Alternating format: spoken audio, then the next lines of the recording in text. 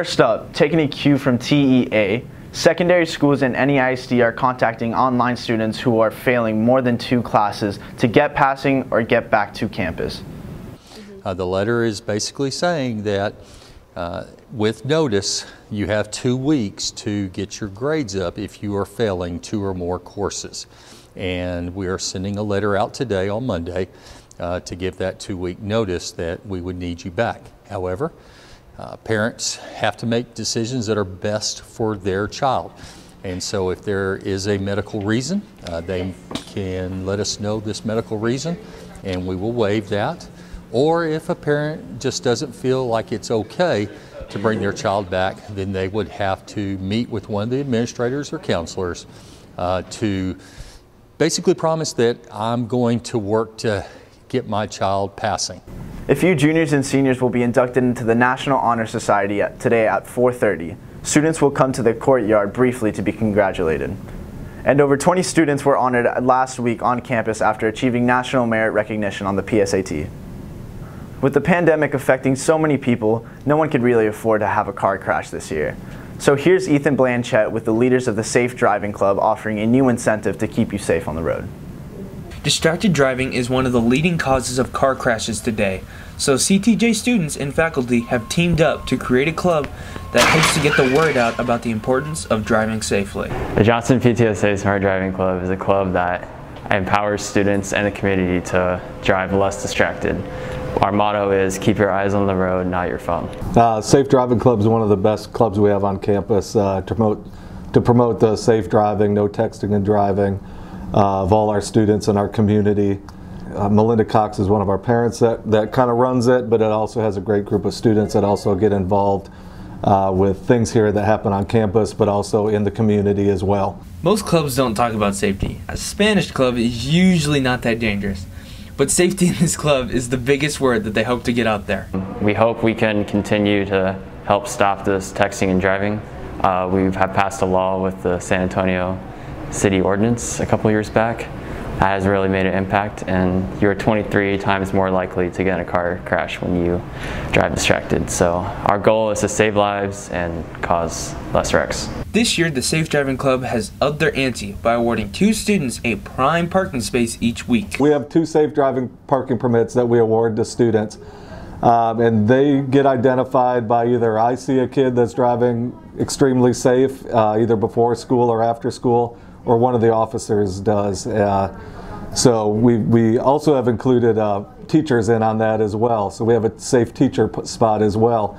But yeah, students get identified either by myself or an administrator or one of our officers, and we just call them in and award it to them, and also call their parents to let them know that they're doing a good job driving on our campus. From JAG TV, this has been Ethan Blanchett. As the weeks go by, more and more students have been coming into campus for in-person learning. Eduardo Mesa tells us how they're doing. As the 2020-2021 school year progresses, more and more students have made the decision to return to the classroom during this uncertain time, including about 120 students who returned this week. It's a lot better than online school, because when you're on online it kind of feels optional, so you don't want to do anything, but yeah. Honestly, it was getting kind of like annoying coming up to the band pad for rehearsal after school, like right after band period. And I didn't want to stay at home anymore, rather be up here with my friends and all that. Classes like band have been able to retain their usual routine while also having to make a few sacrifices for the safety of students. We're doing a lot of the same stuff, it's just like the workaround with COVID, you know, the same result but just a little bit more difficult. Yeah. We have to have our mask on like every day. We can't have it off, and we can't eat inside the band pad anymore. We have to eat inside out there. And although some were able to quickly adjust to a new environment, students have found some classes to be a little more difficult than usual. Mostly science and stuff, because we can't really do like projects or group assignments or anything. I think all our language classes would have been easier, just because as the teachers have masks on, it kind of muffles their speaking, and it's already a language that we don't really understand as much. And though everyone has had to adjust to a new setting, freshmen have had to face a different set of problems while starting high school in this unfamiliar time. It's been okay, kind of stressful because switching around classes and not getting there where we're starting school. Honestly, I'm kind of disappointed about it because we all missed homecoming, and Everyone, at least in my grade, was really excited because it was going to be our first one, but I'm just glad we get to be back already. But despite all of the stress that some may have began with, it's important to remember that not one student is alone in this. Everyone's really trying their best, so I just say keep doing that, keep trying your best. It's a new situation, there's nothing really we can do that we're not already doing. For JAG TV, I'm Eduardo Meza-Ribert. The campus has now posted the semester exam schedule, as well as an updated exemption policy. This year, because of COVID and a lot of different changes and struggles with getting kids to complete their attendance or how attendance is being taken, one of the main things is when we look at exemptions, we're no longer looking at the attendance piece. So no matter what your attendance is, we're just going to look at grades. And because it used to be on a sliding scale, so like you had a certain grade and so many absences, now you just need an 85, and that's where the teacher can review if you're allowed an exemption or not. And remember, exemption forms must be turned in by December 9th at 4:30. It's just about UIL academic season, and the teams on campus are ready, even if that means virtual meetings. Here's Talia Pimienta with more. When most people think of UIL, they think of athletics, but there's also academic UIL, a program ran through the University of Texas that invites students to compete in a wide range of contests from math to spelling. And just like athletics, the academic UIL season has been affected by COVID.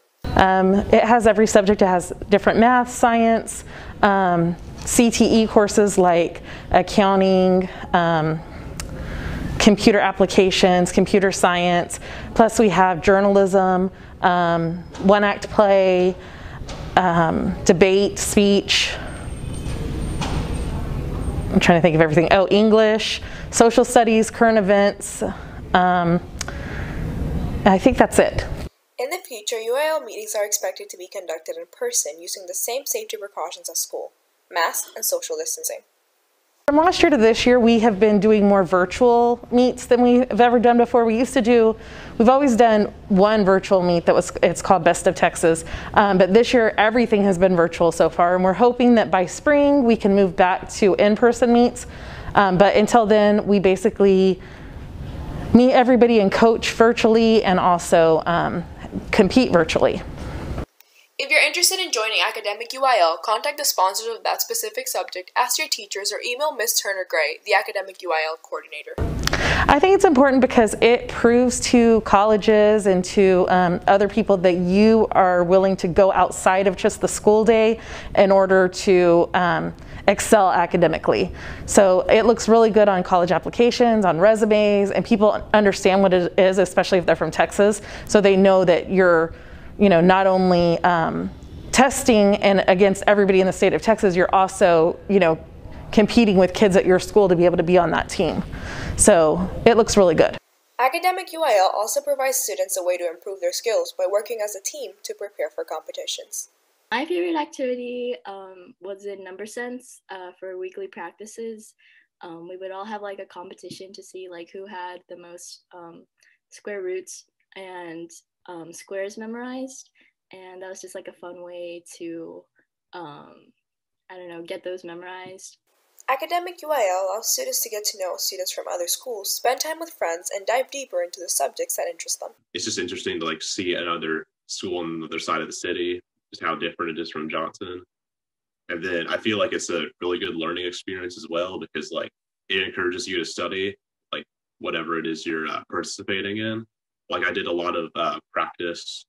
I practiced a lot for the UIL last year just by looking over past UIL prompts and then writing them and having Miss Jewett critique them. For JAG TV, this is Talia Pimienta. And now here's McCaslin with the city's latest addition to the art scene. Perfect for your Instagram account. Open on the weekends, Hopscotch is a new immersive art museum located in downtown San Antonio that allows guests to experience art in a unique way. We are an immersive art gallery. Art in general, a lot of times, is too highbrow for people or a little intimidating, or it might not feel overly welcoming, and so we kind of wanted to break down all those barriers and make it a really inclusive, fun experience. It feels amazing, just seeing the San Antonio street art, seeing the lights, kind of like a Cosmo thing. Feels pretty cool. This permanent art exhibit has a unique variety of pieces that will rotate every few months so that the art will appeal to many different people. Also, after the pandemic, locals can look forward to new special events. In general, the installations are going to rotate. That way locals can keep coming back and seeing new pieces. That'll be every 6 to 8 months. Our hope is that one person's favorite might be somebody's least favorite. You know, we really want to push the boundaries to where we have enough variety where there's something for everybody. Once we're out of the pandemic, we'll do yoga and dog day on the patio, all kinds of different fun things. The vision of Hopscotch is to bring people together through art. We're huge on bringing people together through experiences. Experiences over things is one of our mottos. So I think experiences just have a unique ability to bring together all walks of life to connect through artwork. In the middle of this pandemic, we get like a beautiful escape. Due to the increasing popularity of Hopscotch, purchasing tickets online ahead of time is advised. It is also best to ask an employee to validate your parking. For JAG TV, this is McCaslin Sparrow. This is a first for the campus. The Jags will take on the Reagan Rattlers Friday after Thanksgiving. I think it's going to be a huge game against Reagan, and everybody knows we like playing Reagan around here. So 2 o'clock game, it'll be like a college atmosphere out there, so we'll definitely have a lot of fun with it. Here's Angie, helping everyone remember that even this year, there's still lots of reasons to give thanks.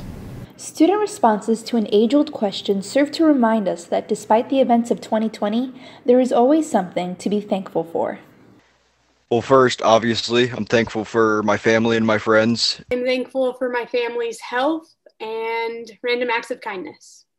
This year, I'm thankful for all my friends and my family. And that they're so loving and supportive of everything I do. And I'm just really thankful to have them with me. I'm thankful for my family and friends. Even though we can't really do anything because of COVID, I still get to talk to them online or over FaceTime, and so it's just good to be able to talk to other people. They just all been there for me. I've gotten pretty lucky that everyone's healthy in my family. You got to get that one out of the way first. That's the obvious one.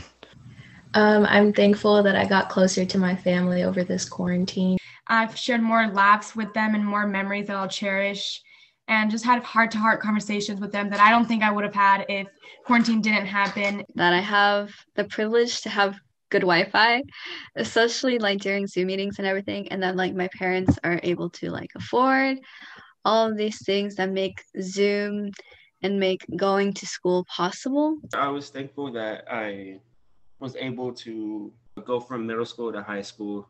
And it might seem crazy, but I'm actually thankful for school and actually being in person and going and just learning and starting the year. But I'm also thankful for all the teachers at Johnson that are trying their best to work through these times, especially the extracurricular teachers like marching band and theater who are still doing stuff even with COVID happening. For JAG TV, this has been Angie Vasquez. Thankful for the hard work of all the students it took to make this show possible. And don't forget, Jags, we are all off next week for Thanksgiving break. And that's all for this week, Jags. I'm Javier Juarez. See you next time.